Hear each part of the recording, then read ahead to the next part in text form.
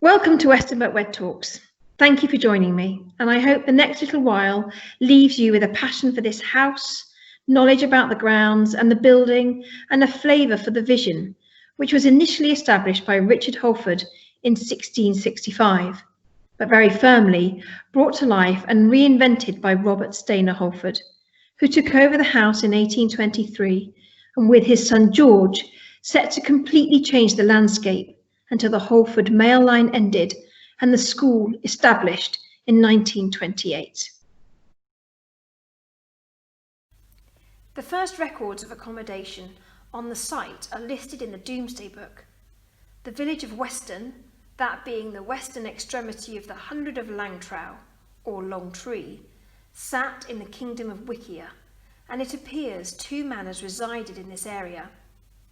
Local to the manors, land was cultivated, and beyond this, the fields fenced, and the village of Westonbirt, spelt Weston Birt, boundaried by woods, where villagers by hook or crook were able to procure wood for fuel or for fixing.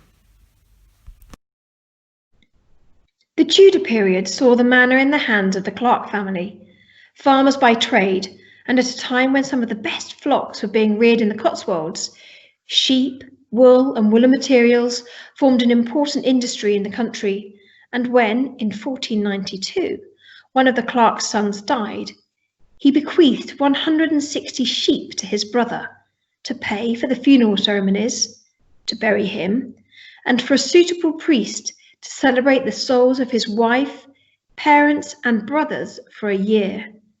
As the wealth passed down, the family grew in social stature, and in 1543, it seems, John, the 3rd generation of Clarks, was quite the patron of Westonbirt.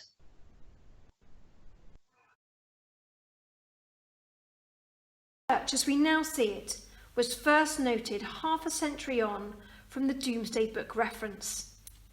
In the late 12th century, newly built of fresh-hewn stone, the tower looked across the few primitive buildings of the village, and inside was basic, with pews only for the lord of the manor, the then Earl Hugh of Chester. The church was dedicated to St. Catherine, the patron saint of young women and education, potentially foreseeing the future use of the buildings. Full of spirit, the church retains some very old and notable features, such as a hagioscope, added probably in the 14th century, and a fine example of a piscina, added as ordered by Edward I for priests to dispose of water and for the rinsing of the chalice and of the paten.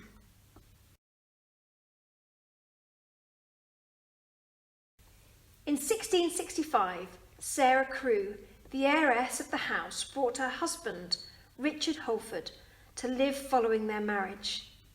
The building then, a Tudor style, was still evident, and an engraving found in 1813 depicts this. Sarah died early, bearing no children, and Richard remarried his second wife, Elizabeth Stainer.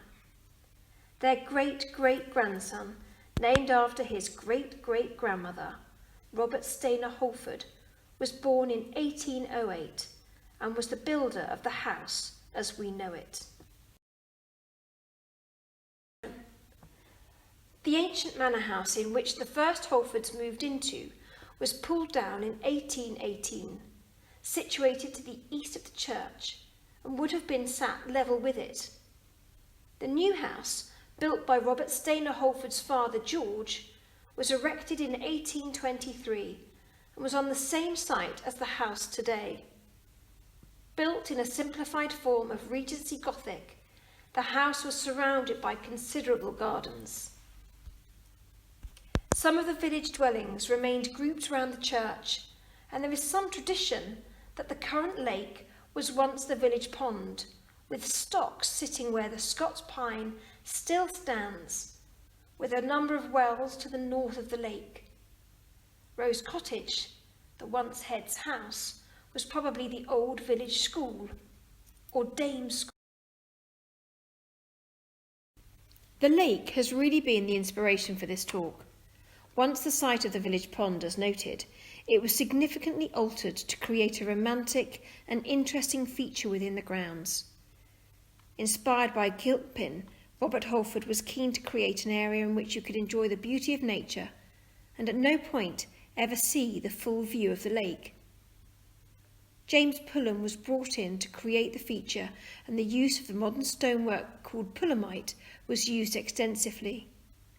After years of damage and an empty lake bed, I'm grateful to the Holfords of Westonbirt Trust for raising funds for the repair of this, and I hope, as the renovation draws to a close, that Holford might appreciate this small corner of his grounds, once again fulfilled in its intent. The Holfords had generated significant wealth as masters of the Chancery and investors in the New River Water Company of London. And when Robert received the legacy his father George left for him, the wealth was quite the driver for change. From 1823, significant works began. A vision began to take shape, and the industriousness of the Victorians was proved beyond measure.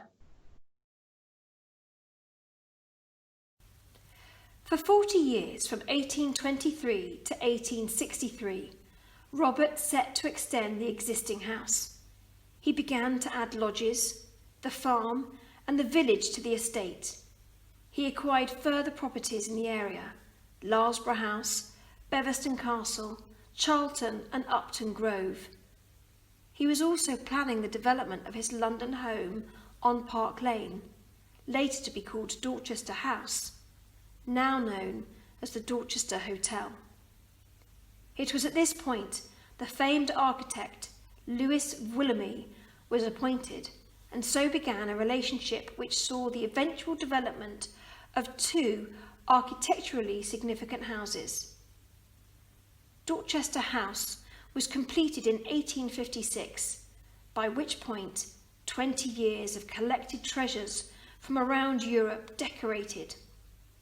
It is said a fancy dress ball marked the completion of the house, well set for royal and court society, and each guest was asked to represent a famous Italian portrait. Robert Holford was a voracious collector of art, books, plants and trees, and both his houses benefited from his findings. With impeccable taste, he was one of the original members of the Burlington Club, alongside fellows such as Sir Robert Peel, Ruskin and Dante Rossetti. At one time, 5 Rembrandts hung at Westonbirt, alongside the original sheepskin-bound Pilgrim's Progress. His collections of trees and plants had begun, and from 1829 he was developing what we now know to be Silkwood, and then the National Arboretum. This wonderful new build was beset with the most considered engineering. The water supply, plentiful from Larsborough, then supplemented by a well, later sunk in Home Farm. Robert's technical prowess in full flow ensured the house in its complicated form benefited from piped water throughout, quite the rarity, with a special high-pressure supply needed for Mrs. Holford's bidet to work the organ and the lift, one of its kind at the time of installation. Decorative carving around the outside of the house would have been undertaken by master carvers and their teams. Evidence of 95 bells are still here for us to see and give us some understanding of the sheer number of help which would have kept the house running. In 1871, the census return shows that a French governess, a music mistress, a house steward, a housekeeper, a valet, 2 French ladies' maids, a French chef, 9 maids, 1 for the house laundry, the stillroom, the kitchen and the schoolroom, 4 footmen, 3 grooms and a coachman, all lived here with the family in the house. With such meticulous and obsessive taste, we know Robert Holford to have written a number of long and challenging letters to Willoughby as the build of both his houses ensued. often obsessing over fine details. A third person, in Clement Thomas, clerk of works, would complicate decisions and relationships. In 1867, a fallout over room heights caused Holford to write of his state of despair, enough to make one hang oneself, and for Willoughby to reply that he was distressed more than I can express.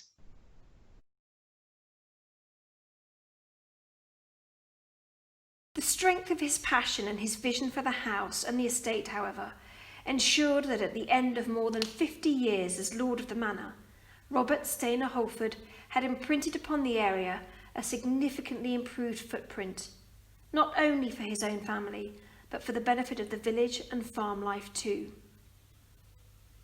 In 1892, he died in Dorchester House after a long illness, and is buried here at Westonbirt within grounds set with plants and trees, befitting his dedicated approach to collecting and planting.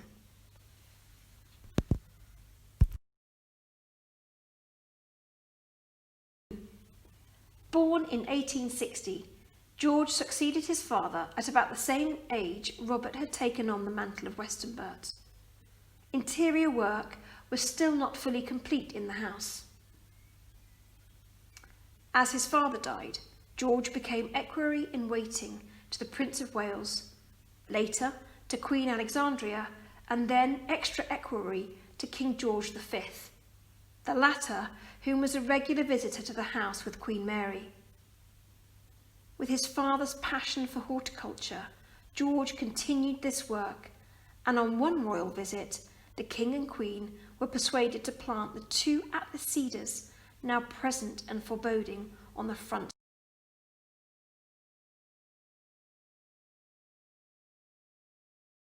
To complement the already maturing trees, George had developed into a renowned amateur gardener with an excellence in the sphere of orchid cultivation. Alongside Mr. H.G. Alexander, George developed 27 orchid glasshouses, where hybridization and cultivation was ongoing. The Italian gardens, still so beautiful today, were composed carefully, and it was rumoured he would contemplate the planting of a new tree for some days before the location was confirmed.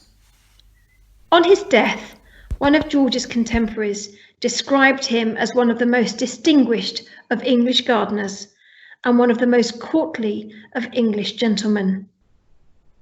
He died in 1926, coming home after an illness to die in the Oriel bedroom. With no male heir, the house was put on the market, sure to be pulled down if it was not sold.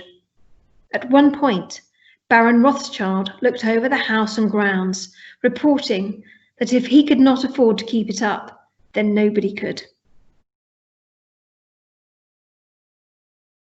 In 1928, after the house failed to sell and was on the brink of being pulled down, a charity known as the Martyrs' Memorial Trust stepped in at the advice of Reverend Percy Warrington. The contract signed the fate of the house to become a girls' boarding school, and for £25,000, 1/20th of the cost of the build, Westonbirt School was established.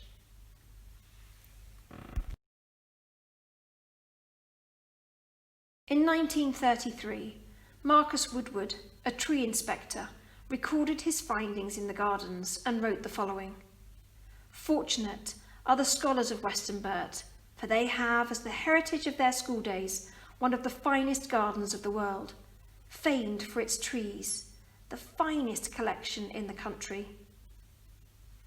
With a collection which spanned the world, we are most fortunate that many still remain here in the grounds, innocuous in their presence, but once their history, heritage and genus is known, they become collected masterpieces in their own right." So what is the legacy of Holford?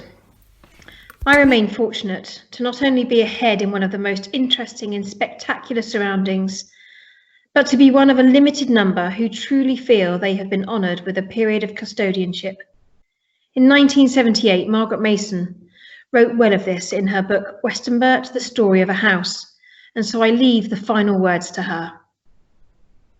So over the years, very many from the school or summer school look back on Westonbirt with great affection, with gratitude for mental stimulus and growth, the first stirrings of creativity, for friendships made and laughter shared, for the deep healing peace of the surrounding park and the strong shelter of the house, which somehow, however illogically, they feel is particularly theirs.